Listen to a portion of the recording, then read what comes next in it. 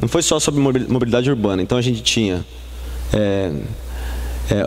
3 eixos principais: uma cidade inclusiva, uma Ilhéus saudável e uma Ilhéus criativa.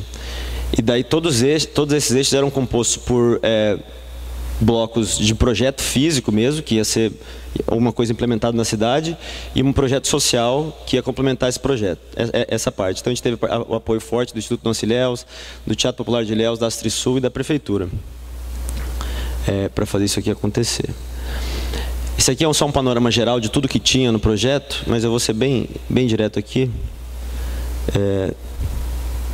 A primeira parte do projeto foi um plano cicloviário.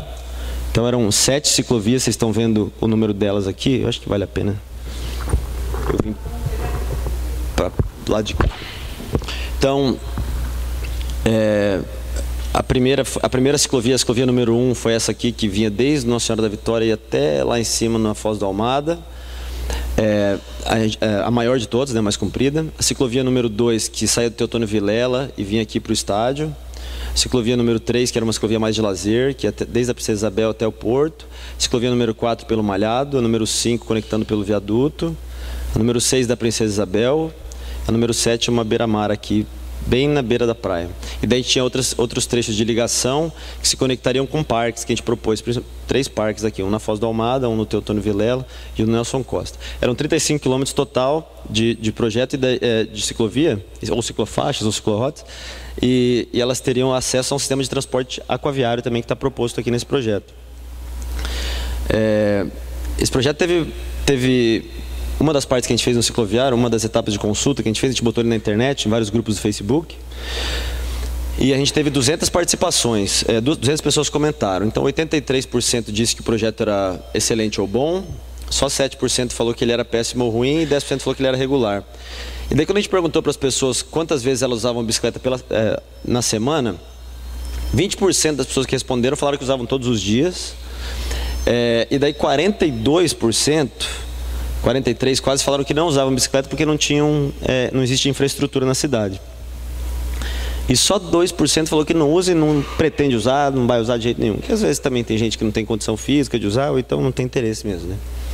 Então esse era um bloco do projeto. A parte mais polêmica desse projeto aqui foi a Princesa Isabel, que a gente tem que é uma rua mão dupla, né? Calçada muito estreita, realmente difícil de ter uma ciclovia aqui.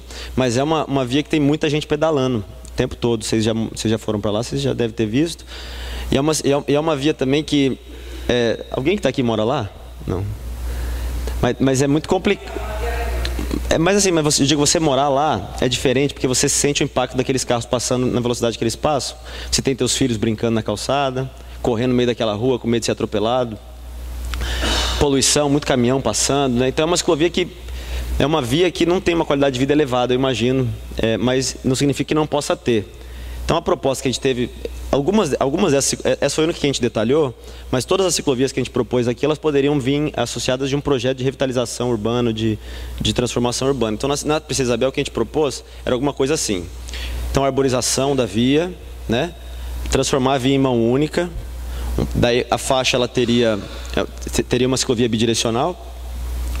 Em alguns trechos onde a via é mais larga, a gente poderia ter espaços para estacionamento aqui, para acessar o comércio e para os moradores que têm carro, que não são todos, são poucos moradores da Princesa Isabel que têm carro. Mas como não tem condição de ter garagem, a gente propôs aqui em alguns trechos da via uma faixa de estacionamento e alargamento da calçada onde possível, para colocar bancos, enfim. Então essa foi a proposta que a gente trouxe para a Princesa Isabel. Claro que isso aqui tinha que ser discutido massivamente com a população, né? Entender realmente deles o que eles acham, mas foi uma proposta para jogar no ar só. E o segundo bloco do nosso projeto foi o bloco do transporte aquaviário. Então só alguns dados interessantes. Desde 2005 o número de veículos em Ilhéus dobrou, registrados pelo Denatran. Hoje são quase 30 mil veículos, né? Mas a capacidade viária da cidade continua a mesma. Então quando a gente fala do crescimento econômico, por exemplo, né, tem limits to growth, né, o limite do crescimento que você citou. A felicidade ela ainda é muito, a gente estava falando sobre isso antes, a felicidade ela ainda é muito associada ao consumo, né? infelizmente, ela ainda é associada ao consumo. Apesar daquele... eu gostaria de conversar sobre aquele gráfico depois um pouco. Mas, por mais que a gente não se realize, a gente acha que a gente vai ficar mais feliz com o consumo, né? E o automóvel tem um papel fundamental nisso. Você vê, quando qualquer carro é vendido na televisão, pouco se fala sobre as características técnicas do carro, a informação. Eles vendem um estilo de vida, né? Assim, você vende uma mulher bonita, ou com a criança no colo, indo para a praia, né? Você se identifica com isso.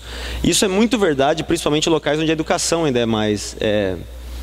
onde você tem índice de educação pior, né? Então, por exemplo, na Finlândia, em Helsinki, em 2025 vai ser proibido ter automóvel na cidade. É um local que 80% da população já tem nível superior, já conseguiram fazer educação muito boa na cidade, né, na Finlândia. Agora aqui o carro ele ainda é instrumento de crescimento, né, social, ele ainda é muito relacionado a isso. Então por isso que a gente vê ainda mais políticas de incentivo ao consumo do governo, né?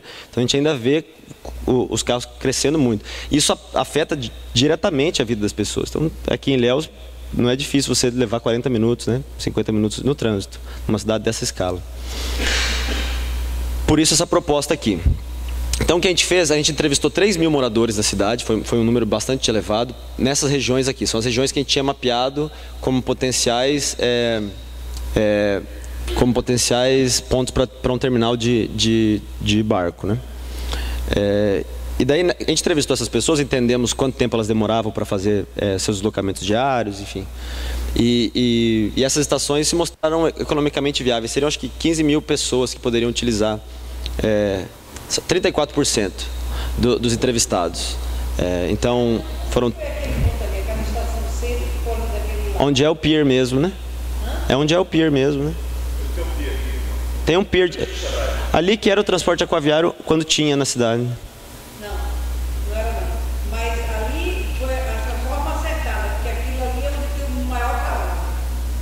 Assim, de acordo... Hã? Então, a gente fez o mapeamento... Então, mas é isso aqui mesmo. Aqui é a frente do Instituto Nosso Ilhéus. É. Ah, então o ideal seria lá nas escadas. Então, mas a gente fez o mapeamento da profundidade do lago também. Isso foi uma das coisas que a gente fez. Da Bahia. A gente fez o mapeamento todos os lugares onde a gente propôs. Por isso que, na verdade, a gente tinha também uma estação aqui, ó. Na proposta inicial nossa, a gente tinha uma estação aqui, ó, no Vilela. Essa estação não se viabilizou por causa da profundidade dessa parte aqui do rio. Então, essa estação foi removida. O resto, todas elas foram possíveis. A gente mapeou isso aqui em maré baixa, dependeria do calado do barco, que com certeza teria que ter um pouco de dragagem nessa região aqui e tal. Oi? Não, no Rio do Engenho, não, só o Nelson Costa aqui, ó. E daí só para 34% desses entrevistados, a gente entrevistou 3.000 pessoas, né? 34% deles seriam beneficiados com essa rede de transporte aquaviário. Então a gente estende para 34% da população desses bairros todos, que dá mais ou menos 15.000 pessoas.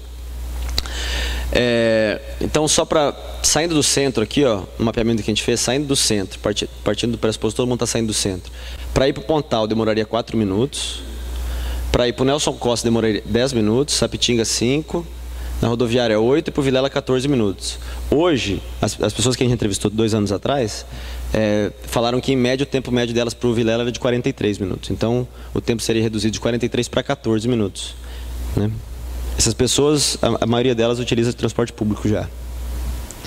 Então, um exemplo ilustrativo de como poderia ser, por exemplo, a estação no Teutônio Vilela, a gente propôs também estações de baixo custo, e o sistema de transporte aquaviário é um sistema que você não exige investimento em vias, né? Às vezes um pouco de dragagem só, mas a gente está propondo aqui um parque, talvez, para a região, uma estação pequena com container, às vezes. A gente colocou essa bicicleta aqui para lembrar da importância da integração com bicicletas, para os barcos terem capacidade de bicicleta também. Claro que isso aqui teria que ser... Isso aqui é só um exemplo, eu não vou me estender mais, mas isso aqui teria que ser integrado ao transporte público, né? Teria que... A tarifa teria que ser uma tarifa só, as pessoas não poderiam pagar 2 tarifas para usar o transporte público. Claro que teria uma resistência muito grande do setor de ônibus aqui da cidade. Mas também é interessante lembrar que tem uma lei da cidade já que foi promulgada em 2012, se eu não me engano, na Câmara de Vereadores, que obriga que a prefeitura... A lei foi... Dá para se questionar a forma como ela foi escrita, né? Que ela obriga o prefeito a implantar um sistema aquaviário, né? Na verdade, essas coisas têm que ser feitas consulta à população. Ela foi vetada pelo prefeito depois. Mas assim, isso tem que ser feito consulta à população, tem que fazer estudo de viabilidade econômica, né, do negócio. Mas a gente tentou trazer uma luz para isso e tentar aprofundar as discussões. Essas duas coisas, o plano cicloviário e o plano aquaviário, não contemplariam ainda essa lei aqui. A gente ainda teria que ter uma remodelagem do sistema de transporte público, claro, principalmente para mim, a coisa mais urgente para ser feita aqui, ó, os candidatos a vereadores aí, pelo amor de Deus, vão colocar mapa nos pontos de ônibus, é isso. Primeira coisa, mapa e horário, né, e valor da tarifa, enfim. Mas o sistema de transporte público pode ser remodelado, o terminal de ônibus também pode ser fechado e as pessoas não precisam pagar ultrapassagem quando trocarem de ônibus lá. Então, acho que tem muita política a ser mudada que não tem muito custo para ser feita, né? Mas eu não vou me estender, acho que é mais interessante o debate. Eu vou passar o microfone adiante. E é isso aí.